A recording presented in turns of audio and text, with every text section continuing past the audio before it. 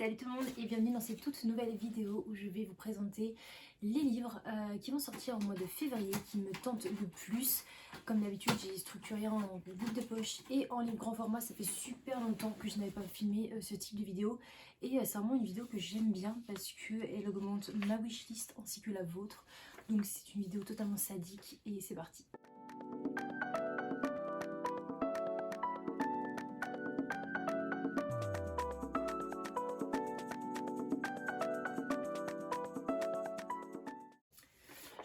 J'en ai noté quand même quelques-uns, hein. Je m'aperçois qu'il y en a quand même pas mal, il y a beaucoup de sorties mine de rien au mois de février.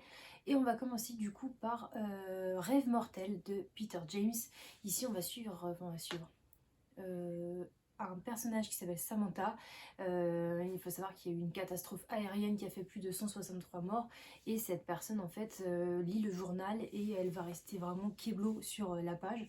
Et je crois que c'est un ami à elle qui va lui dire mais qu'est-ce qui se passe et tout, est-ce que tu connais quelqu'un qui est mort en fait dans cet accident? Et elle a dit non mais moi j'y étais. Et en fin de compte, et c'est pour ça que c'est un rêve prémonitoire qu'il a eu.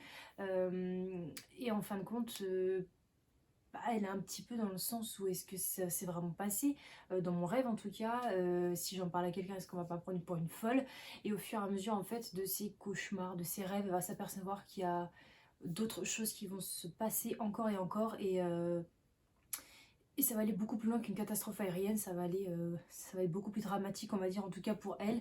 Et voilà, elle va devoir vivre, on va dire, avec ça et trouver quelqu'un qui puisse la comprendre parce que pour elle, c'est flou et elle ne sait pas trop où aller avec cette histoire. Donc ça a l'air plutôt pas mal. Je pense qu'il y a un petit peu de rêve-réalité ou alors, je sais pas comment dire, mais enfin, en tout cas, l'histoire en elle-même m'a hypé de ouf et c'est pour ça que je l'ai noté.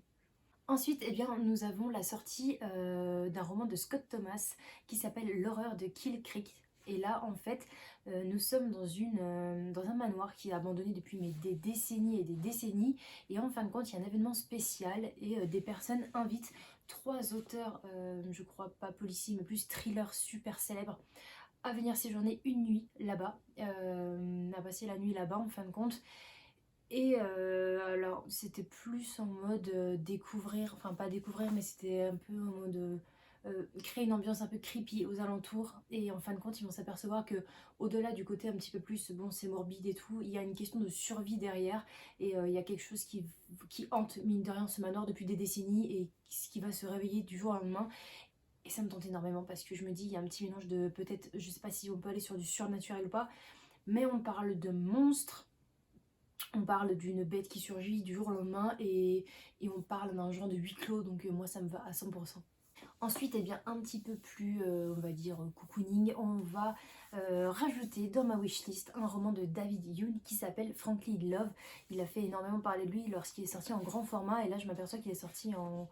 Enfin, qui va sortir en poche le 2 février, et ici on va suivre un adolescent qui est tiraillé entre ses origines coréennes et son éducation un peu plus américaine. Il faut savoir que ses parents n'autorisent pas à ce jeune Frank Lee de sortir, on va dire, avec une américaine, sauf que lui est tombé un peu amoureux de la fille parfaite américaine qui s'appelle Brit, je crois.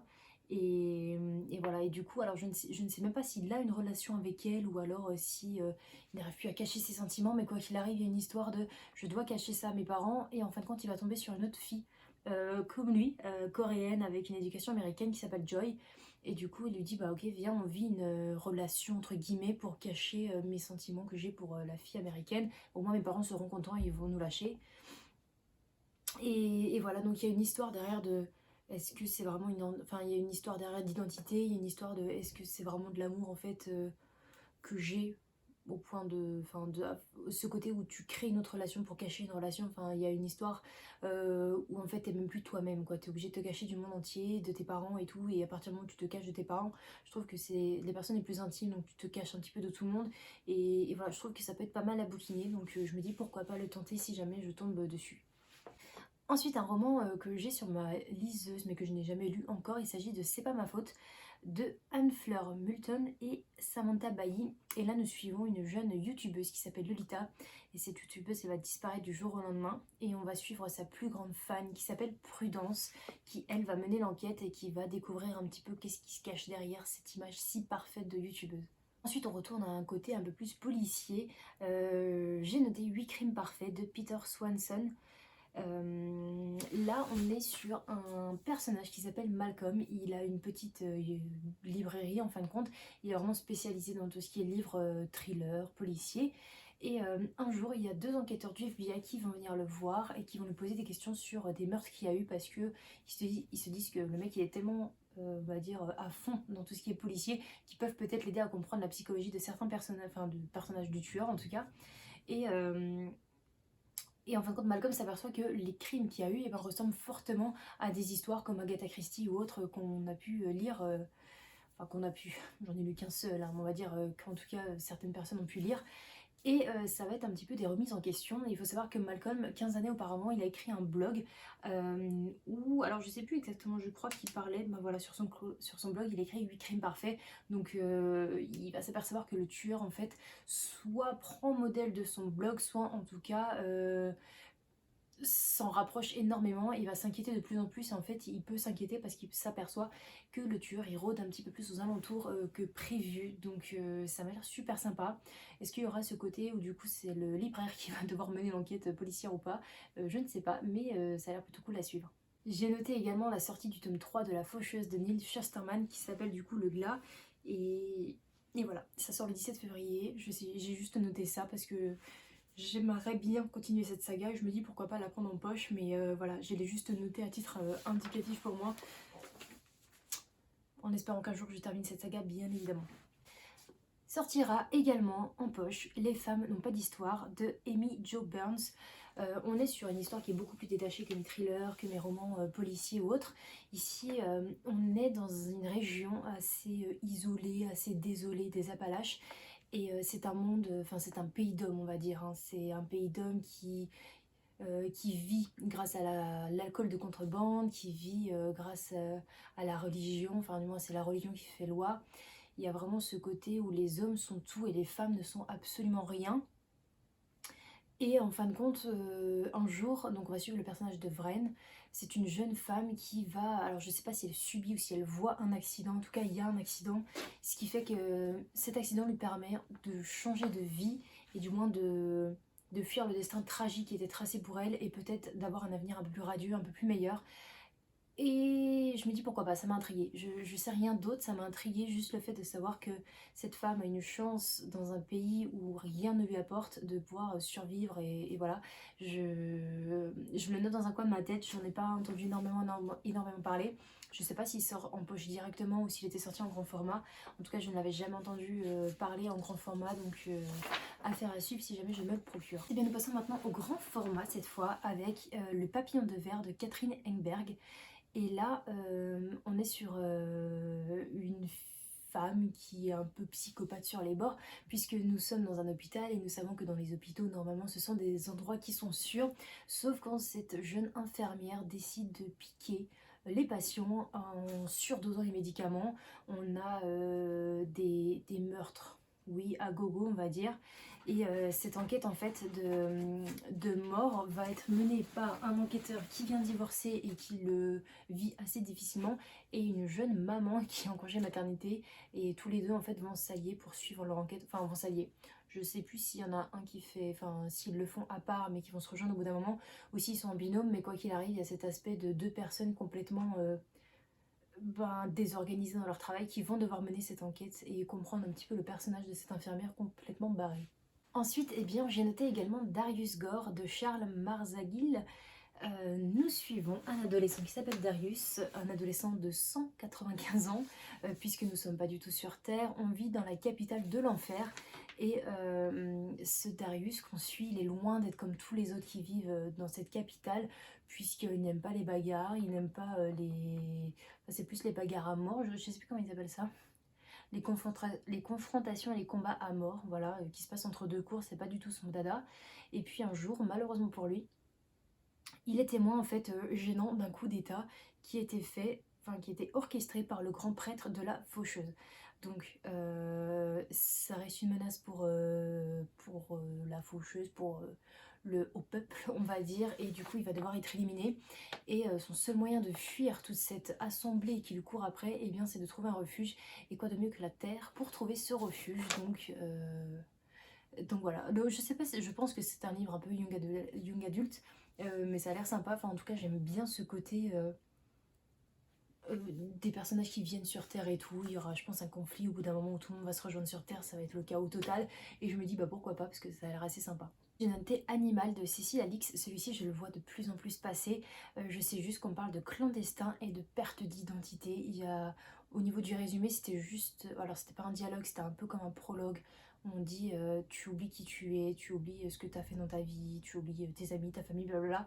Et en gros, c'est voilà, ça annonce la perte d'identité de la personne qui clandestinement part de son pays en fait pour pouvoir se sauver et ça a l'air plutôt intriguant, ça a l'air assez bouleversant comme roman et juste pour ça, je me dis pourquoi pas. J'ai noté Pour l'amour du faux, ou du pot, je sais pas comment ça se prononce, de Loani et on est sur une tension un petit peu à la Roméo et Juliette, donc on suit comment les Nguyen et les May qui sont deux familles rivales où en fin de compte ils se disputent la recette de celui qui fait le meilleur faux depuis des années et des années. Donc forcément les enfants respectifs de chaque famille ne se côtoient pas, sauf qu'un jour eh bien, nous avons les deux adolescents qui doivent faire quelque chose en binôme et ils vont s'apercevoir qu'ils ont beaucoup plus d'affinités et beaucoup plus de liens que ça, qui peut aller peut-être jusqu'à l'amour et voilà, donc pourquoi pas arrêter les rancunes, arrêter la rivalité bêtement à ce moment-là, mais c'est vrai qu'ils sont tellement rivaux depuis des années que c'est un peu compliqué pour les familles d'accepter ça et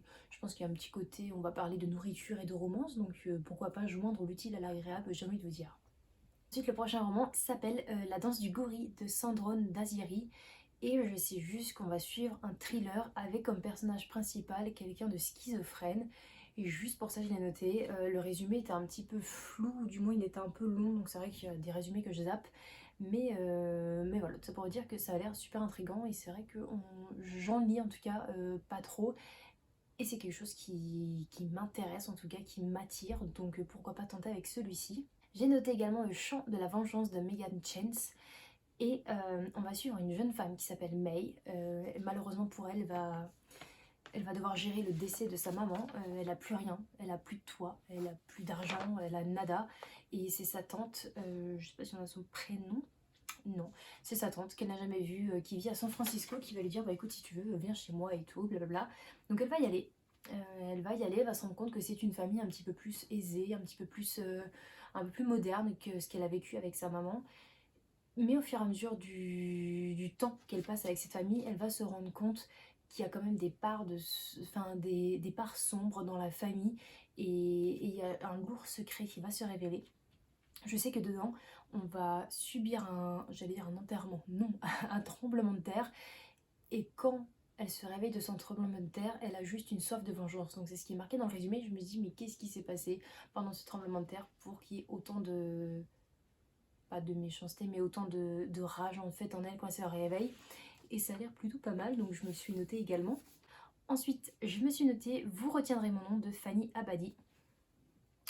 Là, on est sur une histoire, alors je ne sais même pas si ce sont des adolescents ou si ce sont des adultes. Je sais juste qu'on va retrouver un corps, donc le corps d'une jeune femme qui s'appelle Zineb. Elle est retrouvée entre deux voitures, donc à partir de là, c'est très peu commun. Et c'est Karine qui va la retrouver. Alors au niveau des prénoms, j'espère que vous allez suivre parce que moi quand j'ai lu le résumé, j'étais un petit peu brouillonne, j'étais un peu en brouillon. Donc Karine va retrouver ce corps. 2 jours plus tard, un ami de Karine du coup disparaît avec un mot d'adieu. Donc c'est un suicide, hein. Et Karine va se poser la question de est-ce que du coup cet ami qui est décédé serait potentiellement l'auteur du meurtre ou pas. Et on a un autre côté les amis de Zineb qui savent quelque chose mais qui ne veulent rien dire. On a cette part de mystère qui règne et tout dans cette histoire. Donc je me le suis notée parce qu'il y a un petit côté... il y a quand même beaucoup de côtés de mystère. Après, je ne sais pas ce que ça vaut énormément, j'en ai pas entendu parler, mais je me dis pourquoi pas également le tenter si j'ai l'opportunité. Également, j'ai noté Harcelé de Pierre Filoche, et là nous suivons un personnage principal qui s'appelle Vincent, qui va se réveiller comme en partie amnésique devant un comité qui le juge pour une agression physique du coup sur sa collègue. sauf que lui ne se rappelle absolument de rien. La seule chose qu'il se rappelle, c'est que lui en tout cas a été agressé, on va dire plusieurs fois. Il a subi énormément de harcèlement dans son travail, mais il se rappelle que de ça. Et son avocate qui croit en lui, en tout cas qui croit en sa bonne foi, et bien va tout simplement l'embarquer, l'entraîner dans un genre de manoir familial, on va dire, avec son frère qui est je ne sais plus quoi et sa sœur qui est psychothérapeute. Et en fin de compte, ils vont essayer de démêler un petit peu sa mémoire, regarder d'où vient le trou et essayer de combler un petit peu le trou qu'il a eu. Et du coup, on aura sûrement la réponse à nos questions qui se passent dans le résumé et même en début du texte. Et juste ça, ça m'intrigue énormément, tout ce qui est un petit peu mémoire, enfin trou de mémoire, ce genre de choses et tout. C'est vrai, je trouve que dans les livres, c'est tellement bien expliqué que je pourrais en lire mais des tonnes et des tonnes à chaque fois. Et c'est pour ça que je me suis noté ce petit bijou du coup. Et enfin, le dernier roman.